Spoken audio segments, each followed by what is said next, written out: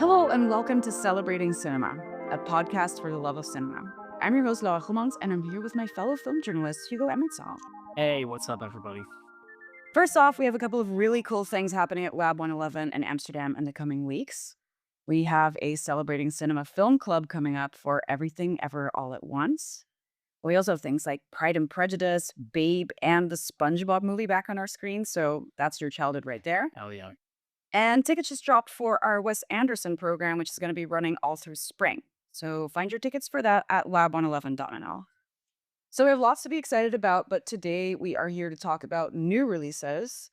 Hugo and I will be digging into Alex Garland and Ray Mendoza's Warfare, as well as Gia Coppola's The Last Showgirl. After that, stick around because we're chatting to Carmen Chaplin about her documentary, Charlie Chaplin, The Spirit of the Tramp, where she dives into her grandfather's Roman ancestry and how that influences filmmaking. But first, Hugo, what's good? What have you been up to? Well, you might be surprised, but I am filling in a huge gap in my audio-visual, let's say, repertoire and upbringing.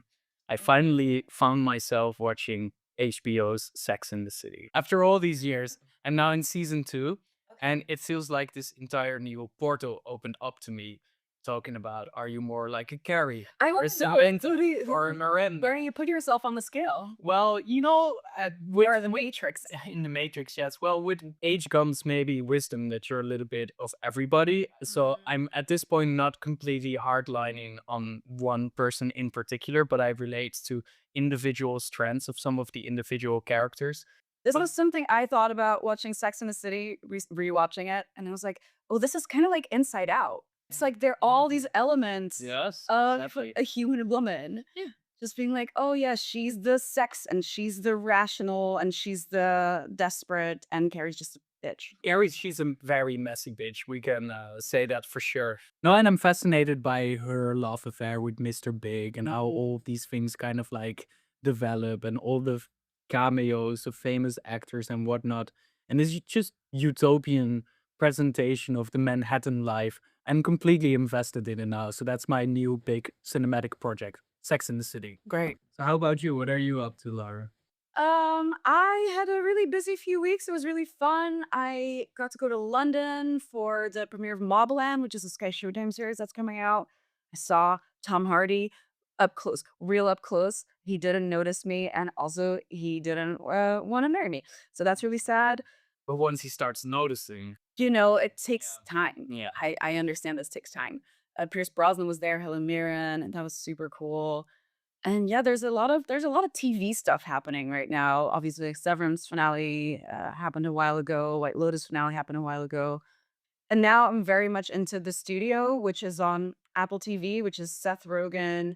And it's like Curb Your Enthusiasm meets Extras meets Altman's The Player, kind of. Okay. And it's Seth Rogen, and most of the episodes are like one takers ish. It's really fun. It's very like Altman inspired. Nice. I saw your post, by the way, on the one takers for adolescents, just all these other films and series that do that. I was very impressed by adolescence in itself, but very cool post that you did, pointing people to some other Yeah, nice follow me on treasures. Instagram. Okay, so let's get into Warfare. Warfare is a new release by Alex Garland, who obviously made things like Ex Machina, Annihilation, and last year he made Civil War. And he co-directed this with Ray Mendoza, who's an Iraqi war veteran. Basically, this whole thing is like a real-time representation of about an hour and 40 minutes of a group of soldiers holed up in a house in Iraq on a surveillance mission. And they're waiting, and they're waiting, and then it goes wrong, and it's bad. Here's a clip. Oh, fuck.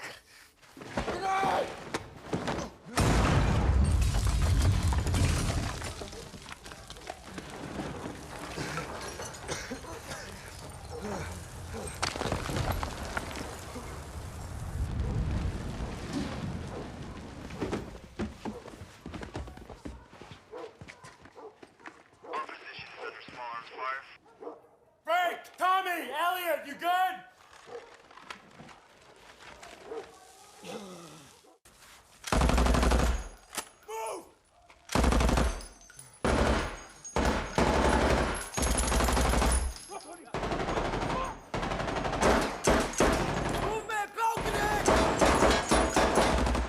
So Hugo, what did you think? Well, maybe unsurprisingly, I actually really love Warfare, a film Nice. that in itself sounds somewhat problematic, but it's exactly this aspect of it that proves to be its unique selling point.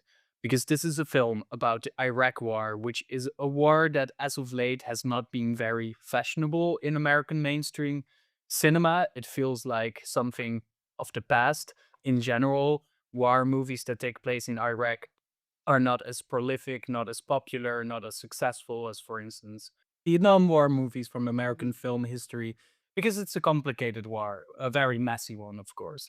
And what I like about this film is that Mendoza and Garland, they don't really seem to make a real critique. They also don't seem to make a genuinely patriotic film about what it means for American soldiers to be in Iraq. It's just simply a dissection of experiences and events as they have happened. I remember the tagline of this poster is everything is based on memory. Yeah. Now, it's the realism part of it that is what they are most attracted to. How can we capture what it feels to be there, Like as actually be there. actually be there, like you said, in real time, as effectively as possible?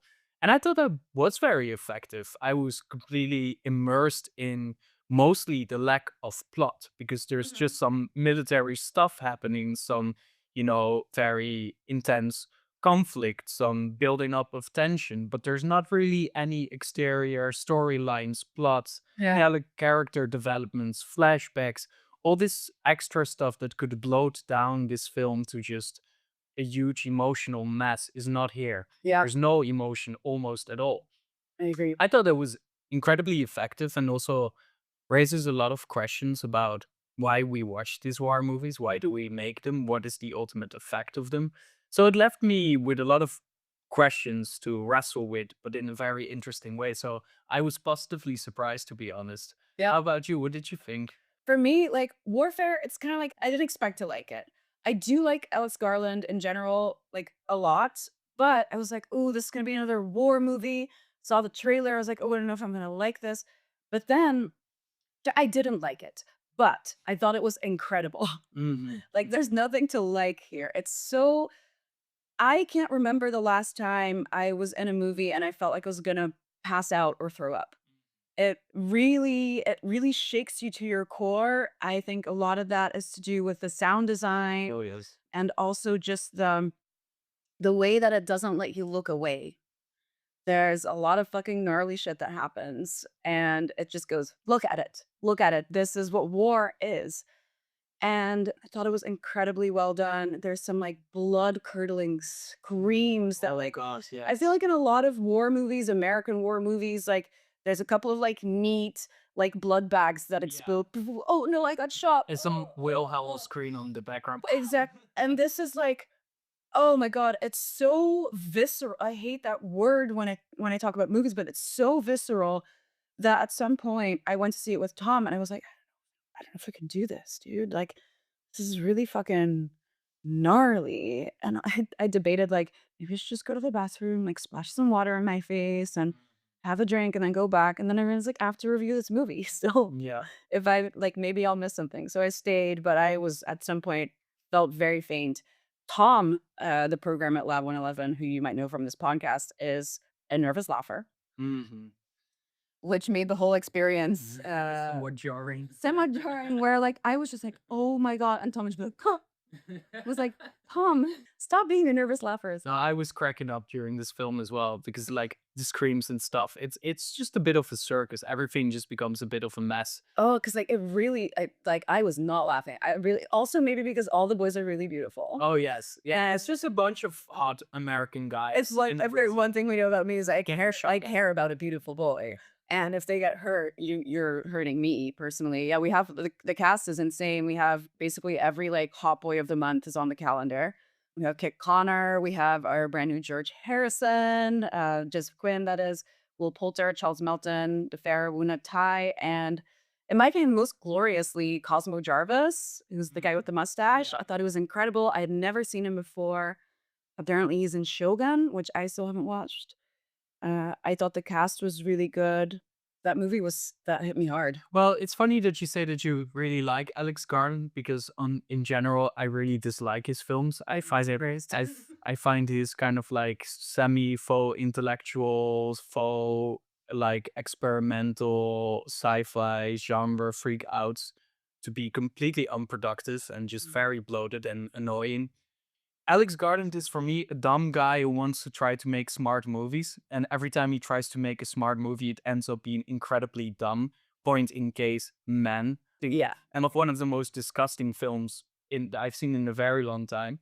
But then we have a film like Annihilation, which for me tries to insist on being a prestige movie so badly that it kind of constantly hides that it's just kind of dumb and boring all the time.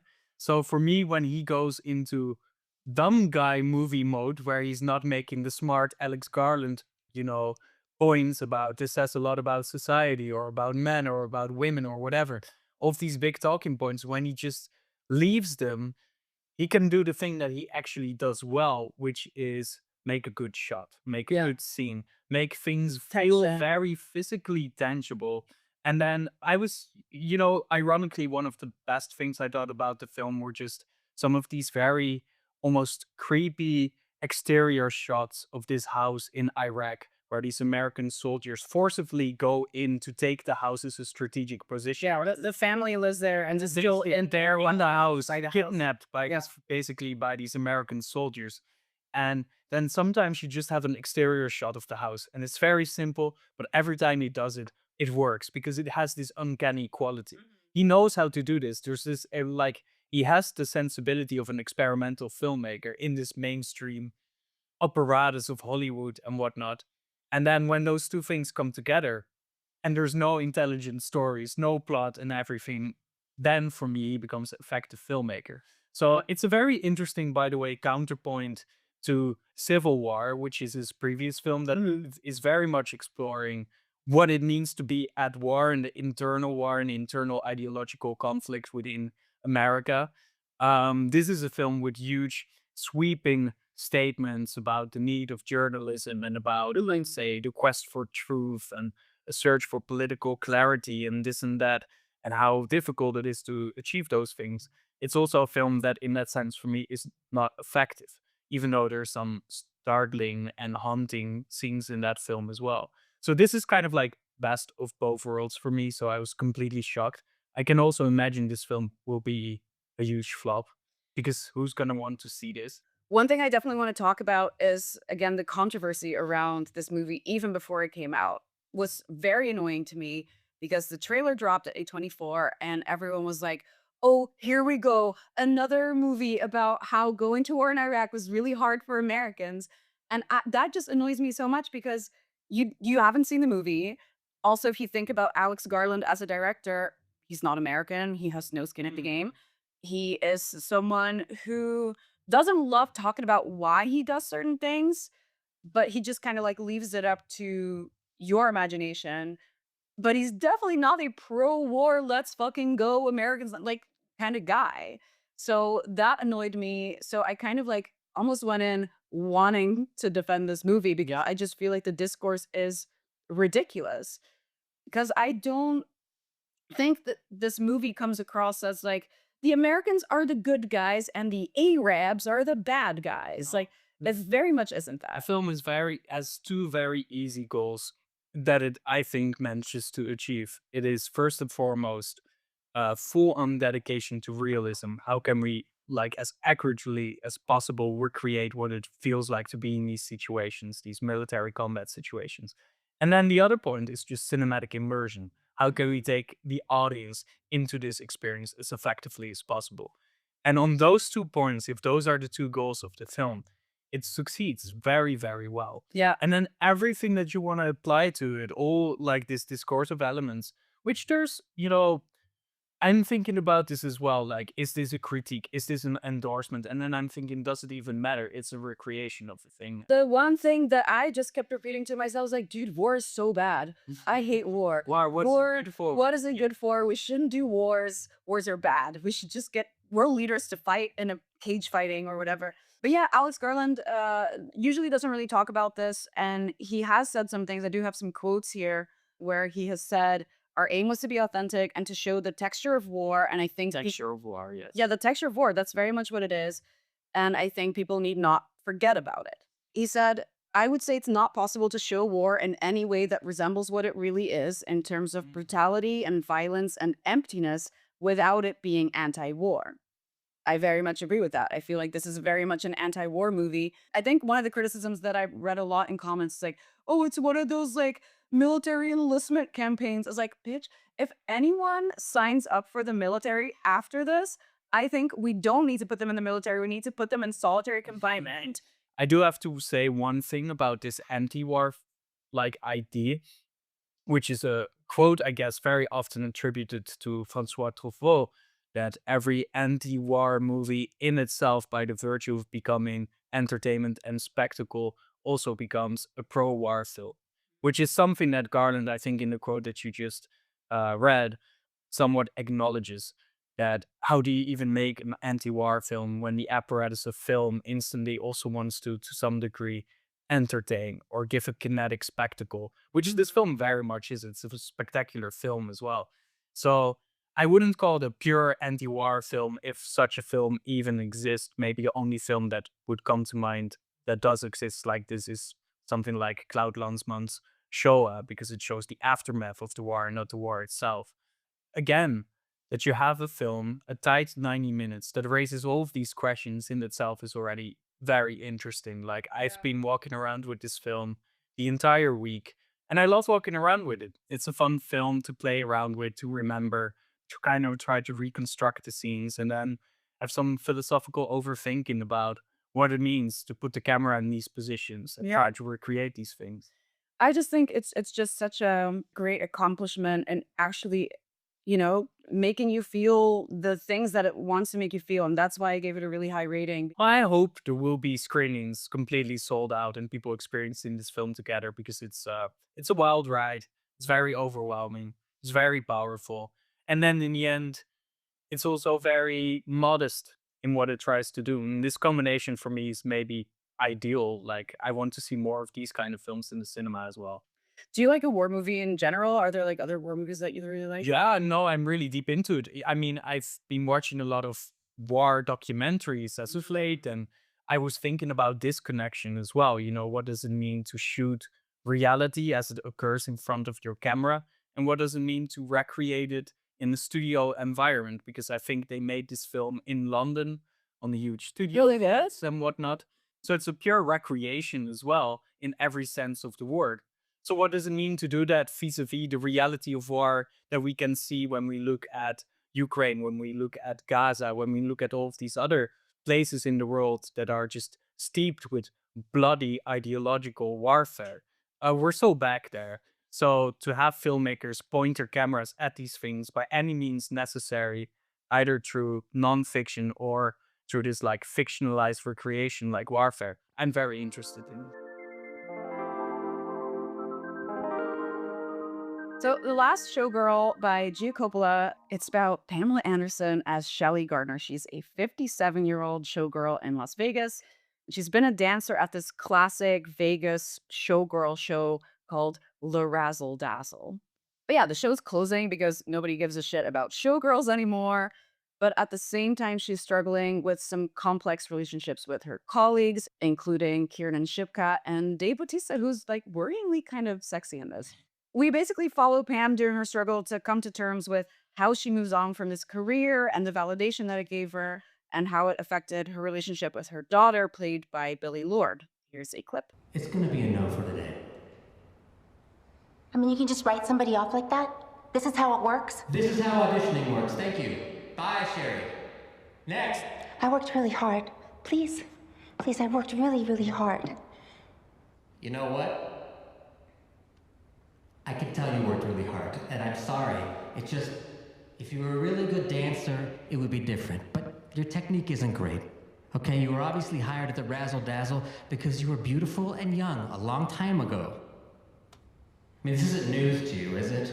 Maybe if you'd had some training or you'd been with a company in New York, you might have an argument here, but I mean, let's be honest. You were hired because you were sexy and you were young. I don't know how to help you if If you don't understand, that's not what you're selling anymore, baby. Oh, right. Hugo, what do we think? Don't go too hard on it now. Okay, good question. Well, let's start with, for me, the thing that I was constantly thinking about while watching The Last Showgirl is we have Sean Baker at home. Yeah, totally. It's kind of like, so you have the glitter and glamour of Las Vegas. What if we show, let's say, the more downtrodden, more realistic, humble, salt of the earth, everyday life of the people that live and work there? And then you have Pamela Anderson in her, what should be her prestigious kind of like comeback role that kind of like recontextualizes her entire position within the entertainment industry, right? Because just like The Substance, it's a film about aging and about how you, as a woman in the entertainment industry, is being perceived as becoming too old and not young and sexy and beautiful enough to do the work that you do and justify that you do this work.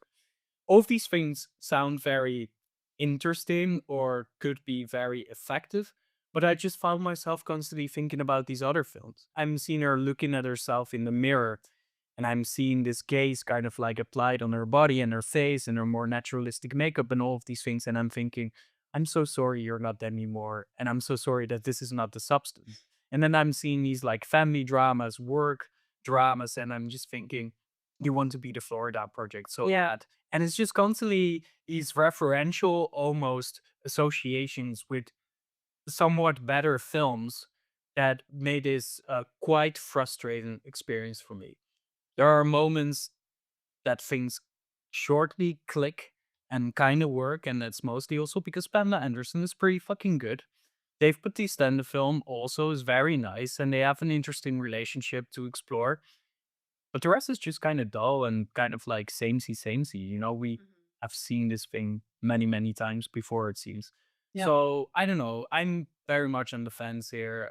What did you think, Laurie? Could you do more with this film than I? I mean, the first like 20 minutes, I fully hated it. Like I have to say, like Me too. I was in. I just like I went with a friend, which I rarely do. I always go alone. And the friend's like, can they fucking hold the camera still for 1 second? I'm getting car sick. 2 movies where I almost threw up, by the way. It's very chaotic. And then kind of in the second act, I warmed up to it a little bit. I was like, you know what? I kind of feel for these characters. I feel for her. I thought she was charming. I love Dave Bautista in this. And then by the end, it lost me again. I was like, oh, that's it? That's it. Oh, okay. Okay, so if you do this kind of like dissection, right, or this critique almost of Las Vegas and the superficiality of it, or whatever, or you try to go for this full on neo realist, we're going to show the real people that Yeah. live there, then maybe commit. Then maybe, I don't Didn't know. really go far enough. Yeah, maybe it'll go a bit further, but also what is ultimately the storyline is just like, yeah, so she's dancing for this razzle dazzle. It's very clear that it's gonna close at some. It's very 80s. Yeah, it's very 80s color, which is, I mean, funny, all this throwback stuff to young Pamela Anderson. Yeah, I like spending time there. That is true. Yeah, they put in some interesting stuff with that she was the poster girl of this club in the 80s, but then, you know, things change. She gets older. She's not the lead actress or dancer or showgirl or whatever anymore. So the times, they are changing all the time. But then the end of the film, it tries to go for this huge pathos of having this, you know, the last showgirl, the final performance. Is that enough? It's kind of like a high school musical, and then you have the last school dance at the end or something. It's like, it's so codified. And it's a shame because you have all these, you know, this great cast, you have this interesting setting, you have this environment that is not very often explored. I mean, the most notable film, of course, would be Paul Verhoeven's Showgirls, which is a completely different film because it tries to make a completely different point.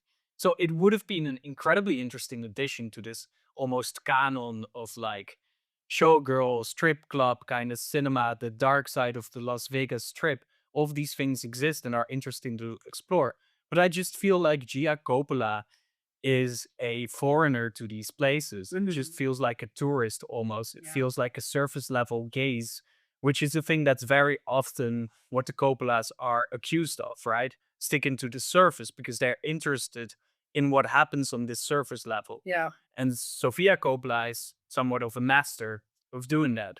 and her mileage may vary, but her films are often very interesting because they are concerned with the surface level of people. Yeah. And this is something I feel about Gia Coppola. The name has more mileage than her career because I go, oh yeah, of course, Gia Coppola, I'm sure I've seen. And then you go, it's like, oh yeah, I guess I saw Palo Alto in 2013. Also, again, trigger warning, James Franco. Yeah. But after that, I was just looking at our IMDb. I was like, oh, I guess I just haven't really seen any of your other movies. Never beating the Nepo Baby allegations. I do think either this film could go much broader into this real kitchen sink realism that's also a part of it, or it could just simply show us a bit more of the real razzle dazzle. But now it's kind of somewhere in between those two things, and it's a very uncanny spot. Yeah. Because something I also notice is like you never see the dancers or them dancing until Of course. the final dance. So now I'm also not invested in this world of you guys, and I don't even know that I can imagine what it looks like based on the costumes that you're wearing and stuff. So I ended up giving it like 2.5 because I did enjoy parts of it. Batista can do no wrong. He's absolutely darling in this. But yeah, in the end, I just like wanted a little bit more from that because I do love spending time in old Vegas because my heart cries over what Vegas has become. Like these showgirl shows are disappearing in favor of a Pitbull run, not the Pitbull dog, but Pitbull, the Mr. Worldwide, who I love. But it's just like everything is LED lights and no more neon lights. And I'm so sad about that. Genuine as a person who likes going to Vegas. Yeah, when I was in Vegas, I was just kind of struck by indeed this transitory like space almost, and seeing glimpses of the old was just incredibly beautiful. The recreation of Venice is still one of the most like touching things I've ever seen in life. And So whimsical. it's so whimsical and it's so beautiful, and it's more beautiful than the real Venice. It's Yeah. something much more interesting, I think, than being in the actual Venice. Because like Venice doesn't have as many McDonald's and Dunkin' Donutsies. And the light is always beautiful, and the temperature is always perfect. Yeah. And all of these things, this is incredible. This is like the peak triumph of capitalist late stage, what we could do as humankind together. You can find it in Vegas. So I'm also very invested in this. Super fascinated with Vegas. It's honestly one of my favorite places. But yes, I'm more of an unforgiving bitch than you, so I gave it 1.5 stars on that. The classic Hugo special, the 1.5. Are you a Chaplin kind of guy? Yes, I actually am. I've seen most of his films, and I've seen some of them in the cinema, and every time I do, it almost makes me cry. So I guess it makes me a Chaplin guy, yes.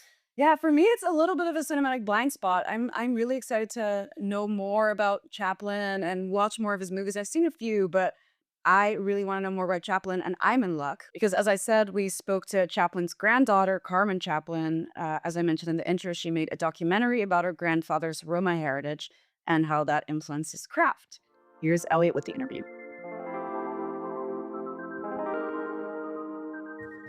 Hi, Carmen. Welcome to Celebrating Cinema. It's great to have you. Thank you for having me. We always like to start our conversations by asking our guests their first memory of cinema. Do you remember what yours is? Oh, God. There's so many. I grew up watching old classics, and I'm trying to think. When I was a kid, I really liked cowboy movies. Oh, really? I loved cowboy movies, and I was in love with Richard Widmark. Don't know who that is. Oh, you have to see him. He's in a lot of... he's a blonde actor. And now I don't know why I was in love with him.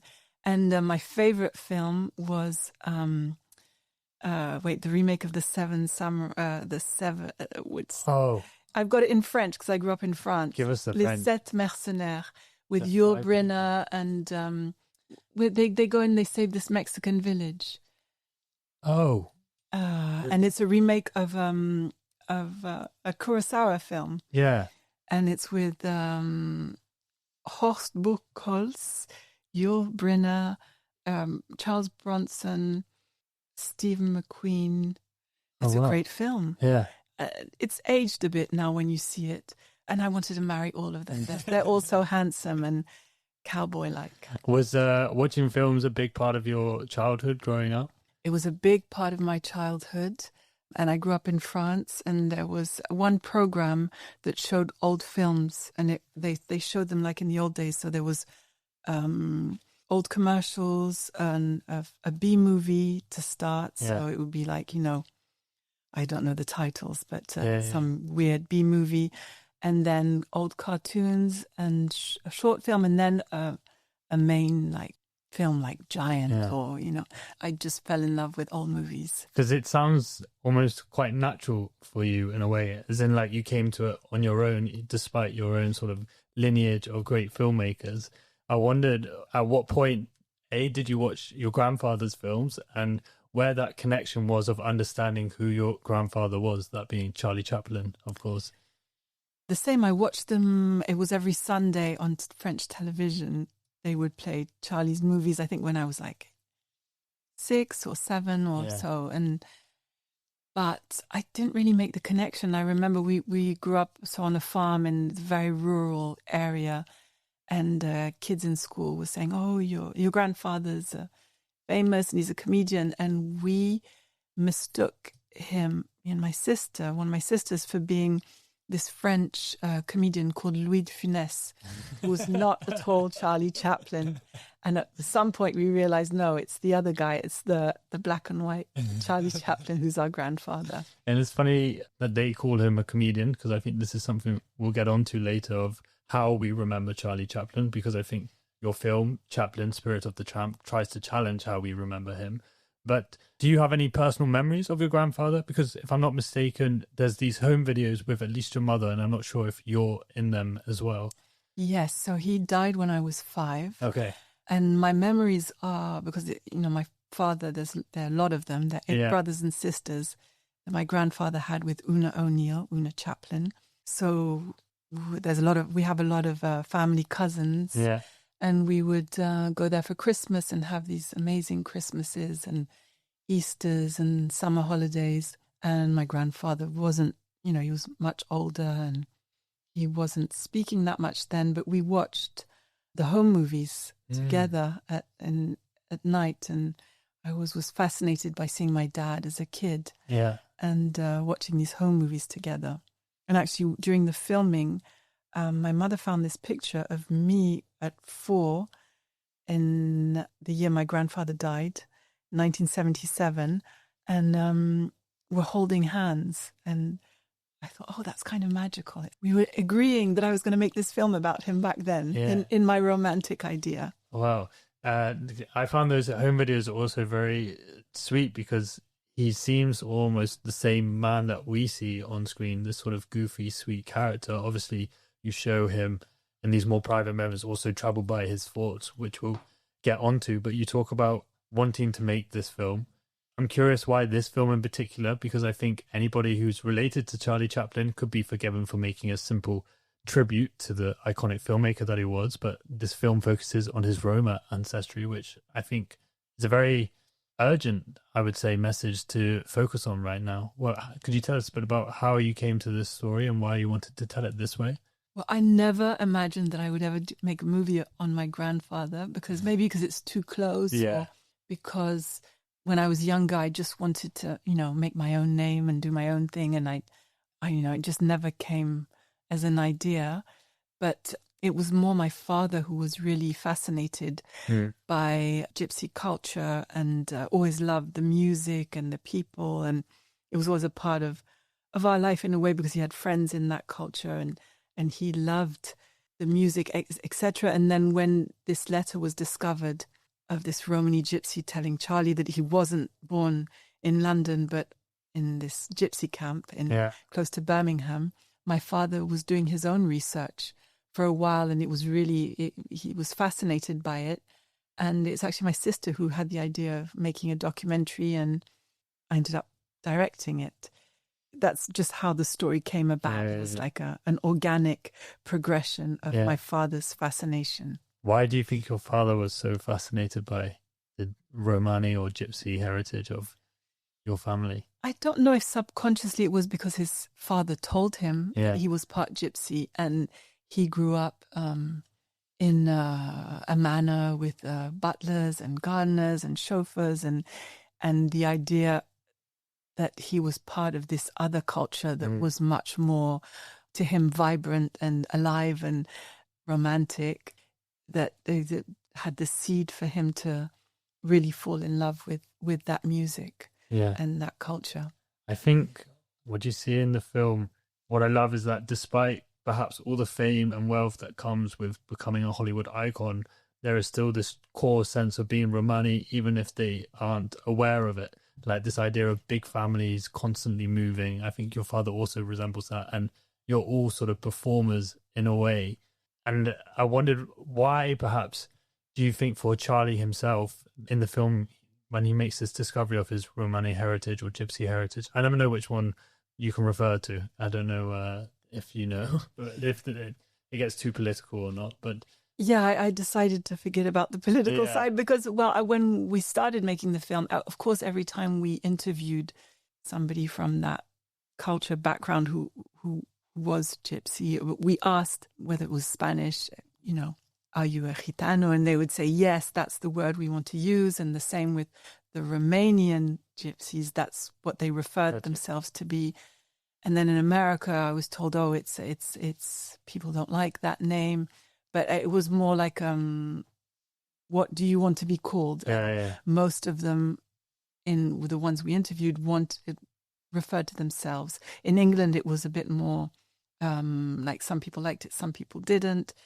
We're using it with respect, but the Romani culture is it's a form of that. Yeah. But there's different elements elements to it. But then maybe back to my question is, why do you think Charlie, I think in the film he says, so many things have new meaning to me now after learning about his Gypsy heritage. Why do you think for him that was such an important discovery or affirmation of who he is? I think for him, it really stemmed from the fact that his childhood was so horrible. Yeah. He was torn away from his mother, put into a workhouse where I think all your dignity in those days was taken away from you. Your head was shaved, your clothes were taken away. You were no longer human, but that was a very big stigma. And the fact of being Gypsy for him brought some sort of nobility, some romantic aspect to his poverty in his childhood, even though in those days you would never say that you were from a Gypsy heritage because you would not get a job. You would, it was also very badly viewed. But when you become a world-renowned star, you are allowed to take on the romantic aspect of something. Whereas if he was a doctor, I don't know if it would have been as easy. It's interesting because you don't want to romanticize something that's also very, very difficult, but that is the aspect that I think he was drawn to. Yeah. You do see him perhaps wrestling in that throughout his life, but I think, as you mentioned before, that people referred to Charlie, to you, as this comedian, and I think obviously that's what we know him for in terms of his films where he portrays these Tramp-like characters or people in poverty. Although he does it in comedy and through comedy, and in the silent era it's a lot more physical. There's a really nice quote, I think, from Emir Kusturica, and he talks about how being Gypsy is like fighting gravity.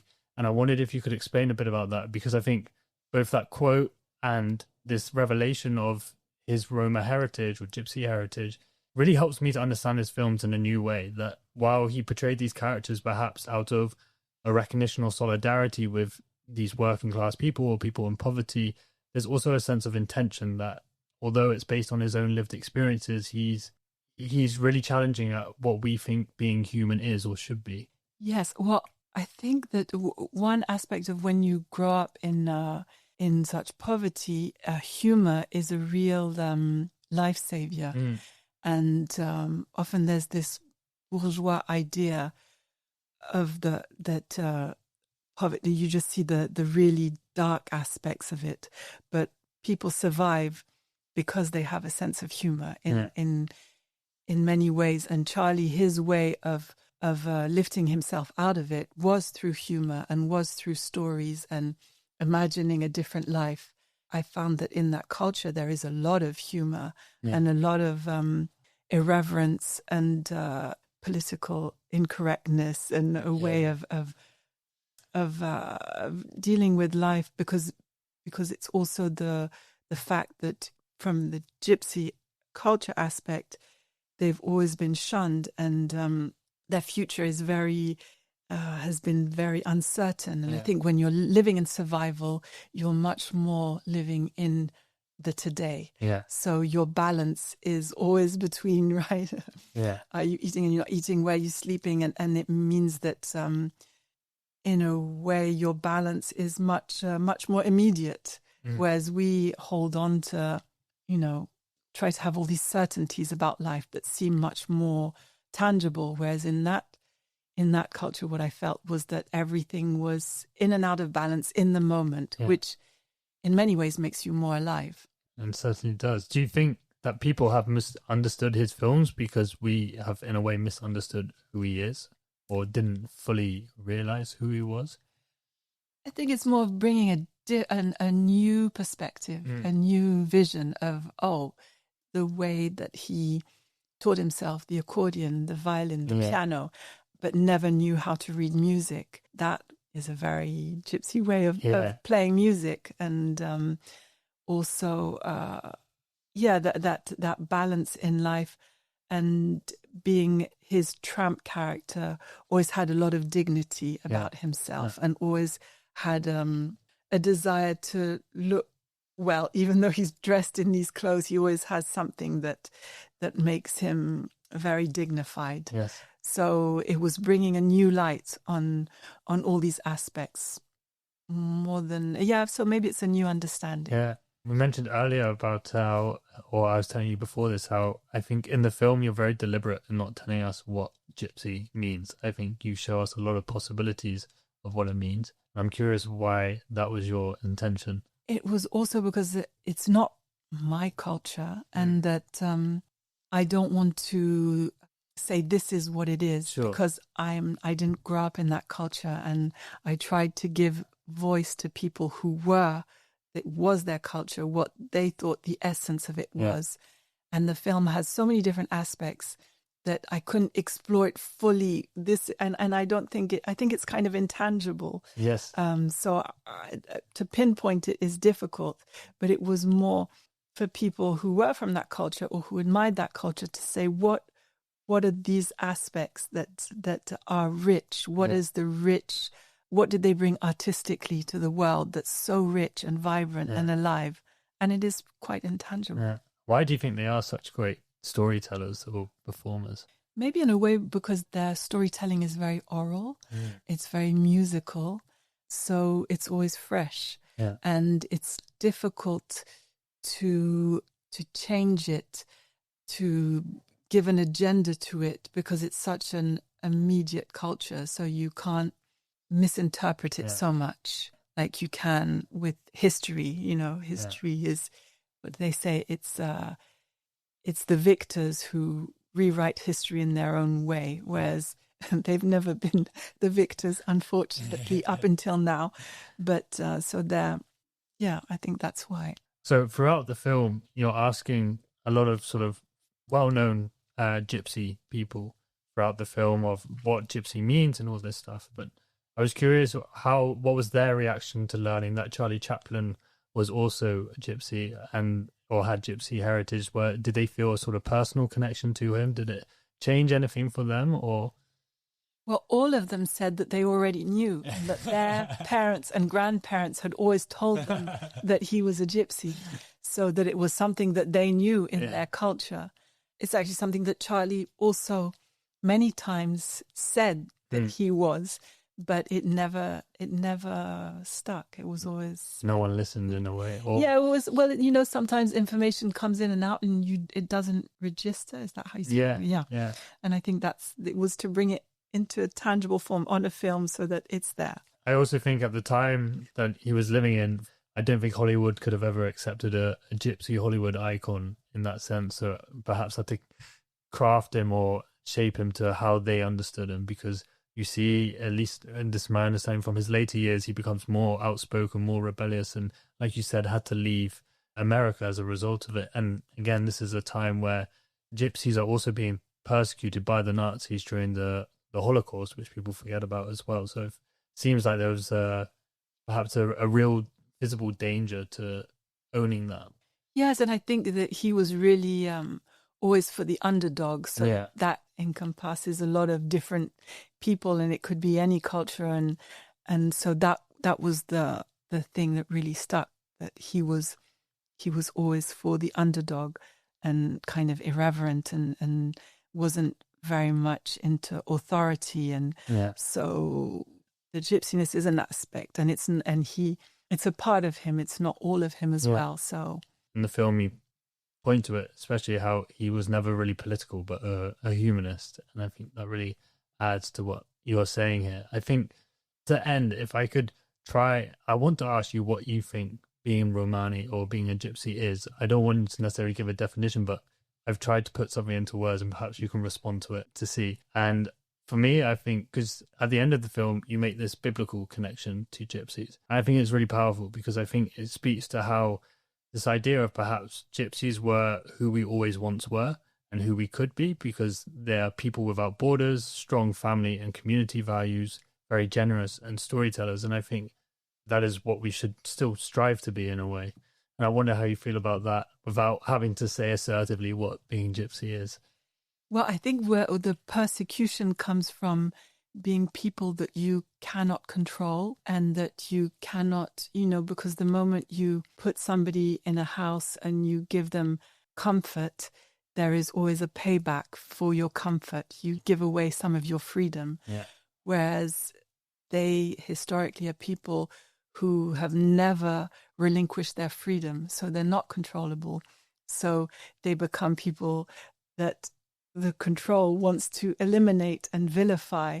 And so there, like in all cultures, there are aspects that are darker and lighter, and it's just emphasizing one aspect and making it kind of exaggerating it and it's not obviously not a truth about them, but it's a way of controlling the image that we have of them, because actually that's the part that I would like in myself more, is that that freedom and that and what I want my daughter to have, not to be controllable, and because I feel that that's really the essence of being human, is to be free. That seems like ultimately why else are we alive? So that's something to celebrate. It's a really beautiful answer. And I think leads nicely into our final answer, although you could maybe say you've already answered it. But we always like to end our conversations by asking our guests what their hopes are for the future. It's a very broad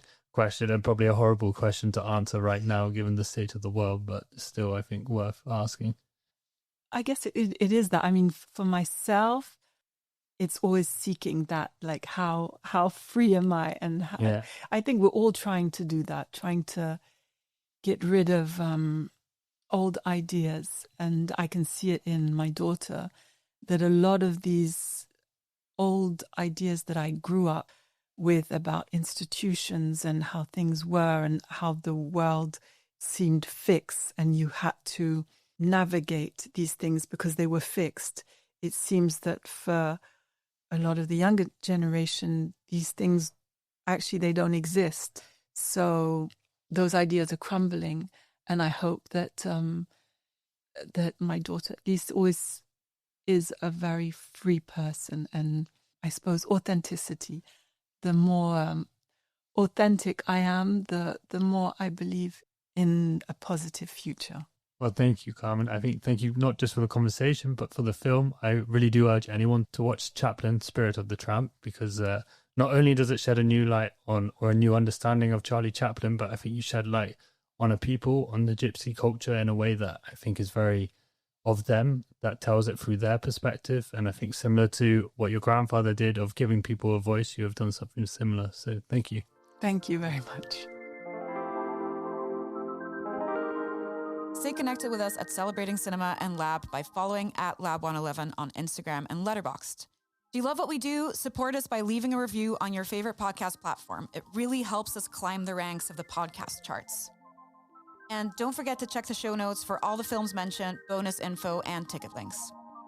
This was a Lab 111 production, edited and produced by Elliot Bloom, with music from Hugo Emmerzael and artwork from Studio FFF.